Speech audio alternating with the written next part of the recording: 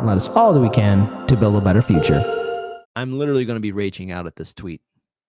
And I'm disappointed in the fact that I once used to have admiration for this punk. And I'm going to call him a punk because, you know, when Bernie Sanders started his political revolution, Bernie Sanders inspired a lot of people to get up and be involved in politics.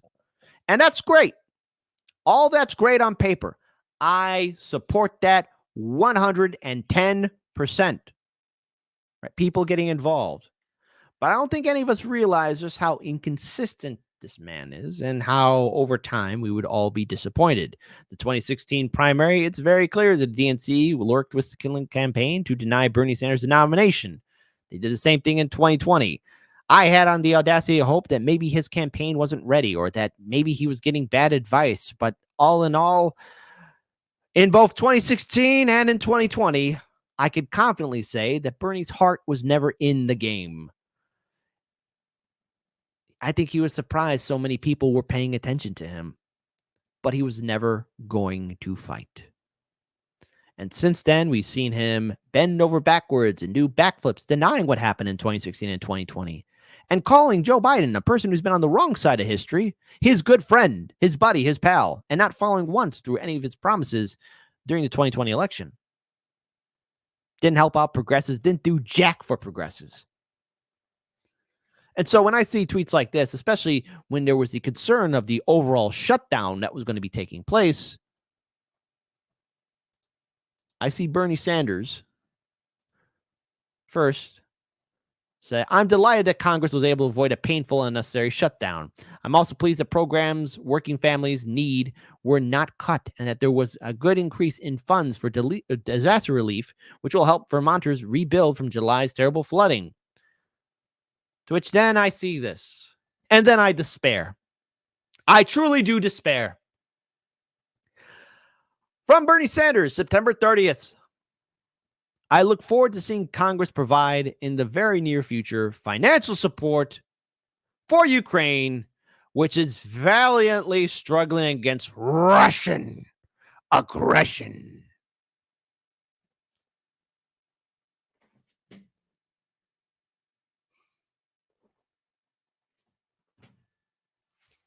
I used to respect this man.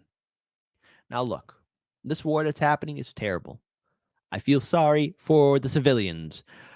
But this war, it's very important to note about this war, could have very easily been avoided. People didn't have to die for no reason. Hell, the reason why our economy is kind of going in the shite as well is because of this war and the sanctions that are taking place. What's happening all over the world right now is because, again, of this ridiculous, stupid war. And one wrong move, one bad mistake, heaven forbid the nukes start flying and mushroom clouds in the sky, and that's it. Once those nukes drop, there is no great rebuild, folks. That's it. It's over. The survivors will envy the dead. But yet Bernie Sanders, he's okay. Hey, more financial support. Hey, Bernie, what about the people of Flint, Michigan? Hey, Bernie, what about the people of East Palestine, Ohio? Joe Biden, according to my invisible watch here, has yet to show up. Hey, Bernie, what about the people of Maui and Lahaina, who suffered from the most devastating wildfire in U.S. history? Community destroyed, livelihoods destroyed, loved ones, memories burnt to a cinder. They get a measly one-time $700. Oh, and by the way, as they rebuild that community in Lahaina, it's going to be very expensive for the original inhabitants to live there again. So they're going to be kicked off their properties. Hey, what about the American people, Bernie? I remember on the campaign trails, Bernie Sanders used to say stuff like this. Hey, look, it's from Code Pink. This you? Let us wage a moral and political war against war itself so that we can cut military spending and use that money for humanitarian needs. This was done year 2012, April 29th. And again, there's his tweet. To which then I have to bring up somebody who's been extremely critical of Bernie Sanders. Give it up for Chicago's very own Jimmy Dore. Bernie is now a willing face of evil. I'm not going to argue with that because, again, I am disgusted with the billions of dollars that are going into this war. What about us? What about us? And I'm going to say it again. What about us across the country? Red state, blue state, Midwest, West Coast, East Coast. What about us? You know, here's the thing. After watching that documentary that was done by Craig Passadula, Lahaina on Fire, please check it out. Please check it out. In fact, you know what? I'm going to pull up the video here. Again, this is on his YouTube channel, Craig Passadula. Okay, hey, that subscriber count needs to be at 10,000. Here's the video, only at 25,000 views, needs to be at 1 million. After watching this documentary video, Lahaina on Fire, The Aftermath, what I want to say is, or how I felt after watching that is, the amount of disrespect that the people of Lahaina in Maui got. Now, I don't know anyone in Lahaina. I don't know anyone in Maui. I don't know anyone in Hawaii in general. We got some viewing audience members there in Hawaii who are sending me articles and links. And I just got to say, if I was there, if that happened to me, I would lose absolute trust in any institution because of these billions of dollars that's going into this war. What about the people of Lahaina? What about the American people as a whole? We need a bailout. We need relief. We can't fix anybody's other house because our house, we have holes in the ceiling. We got a leaky basement. The foundation is starting to crumble. I feel sorry for the people in Ukraine, but this war could have been avoided. And now, look, hey, according to Biden, not much time to help Ukraine. U.S. President Joe Biden has urged Congress to stop playing games and vote on a separate aid package for Ukraine as soon as possible after funding for Kiev was dropped from the stopgap bill that averted a government shutdown. To which I have to say, good, very good.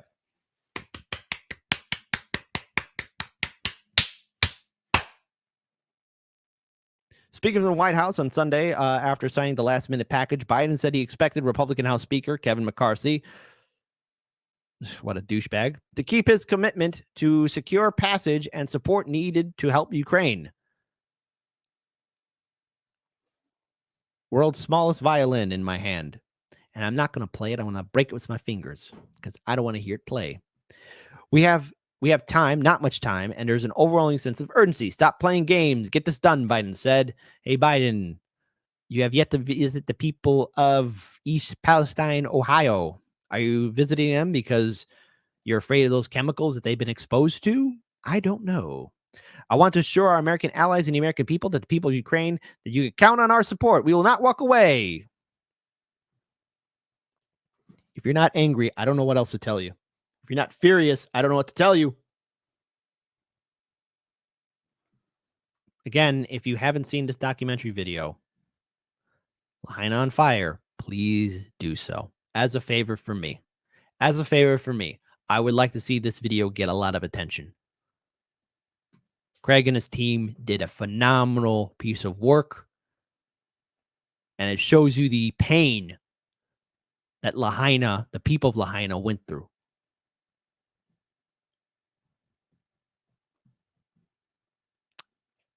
It's not right, and justice must be served.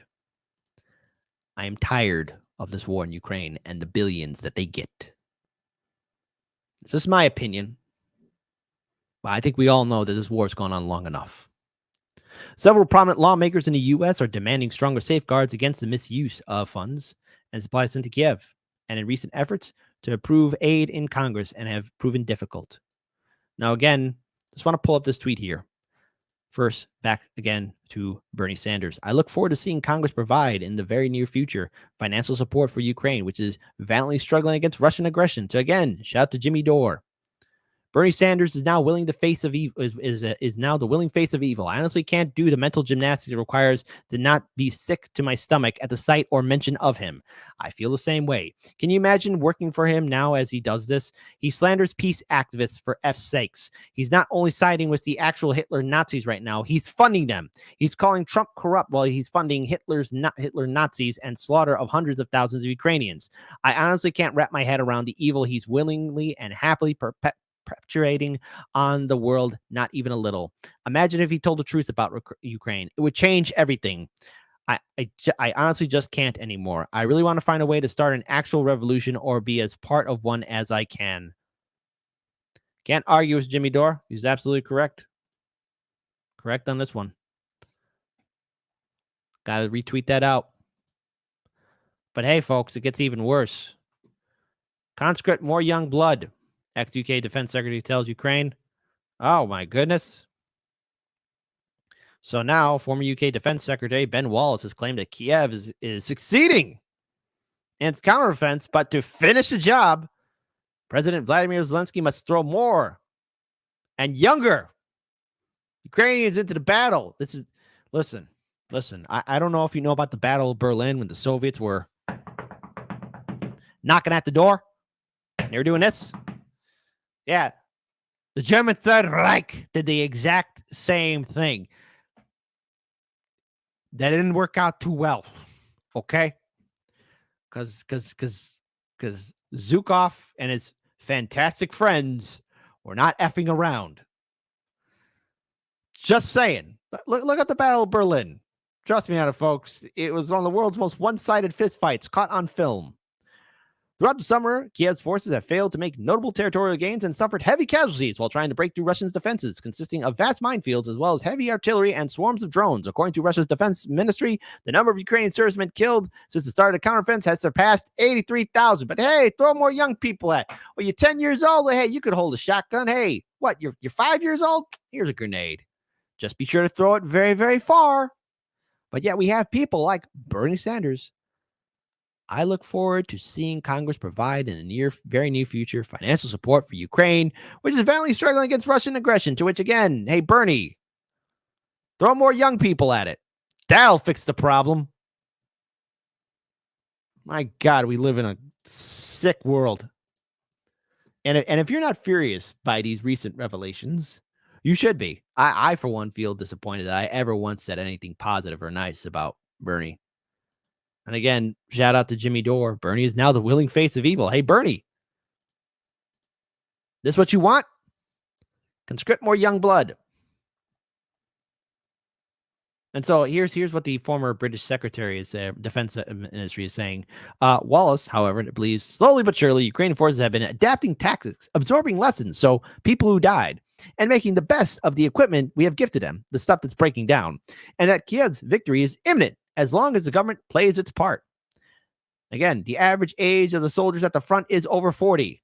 I understand President Zelensky's desire to preserve the young for the future, but just as Britain did in 1939 and 1941, perhaps it's time to reassess the scale of Ukraine's mobilization.